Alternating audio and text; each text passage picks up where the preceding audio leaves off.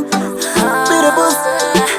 Yo, just pick my kids and set me up. Then you want it, Baby girl, whatever. baby girl, We are tidana ne. baby girl, we are better than me.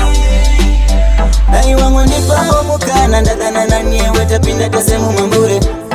Uayareba baby, lagamia one day kutiri chaita. Dino suwe kuonewe baby. In the terms of good and bad, Jive Romeo and Julie, with the Tom and Jerry, Urubane Bande, Uzigira Murufu.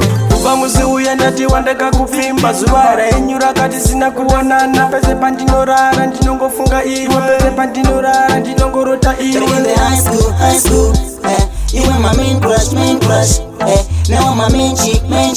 Don't you ever leave me, baby. Wanipa omukana ndagana na nyewe tapinda tasemu mambure.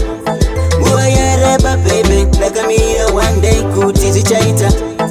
Dino suwe kuonewe baby. In the terms of good and bad, Jive Romeo and Julie, with the Tom and Jerry, Urubane Bande, Uzigira Murufu.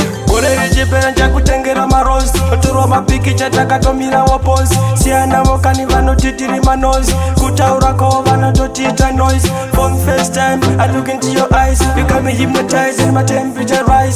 So baby girl, don't leave me lonely. Ayi wangu nipa omukana ndagana na nyewe tapinda tasemu mambure.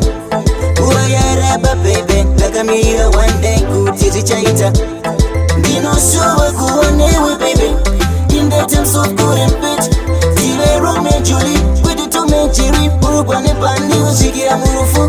Ubamuzi uyandati wandeka kufimba zuwara enyura kati sina kuonana pese pandinorara ndinongofunga iwe pese pandinorara ndinongorota iwe. In the high school, you were my main crush, now I'm my main chick.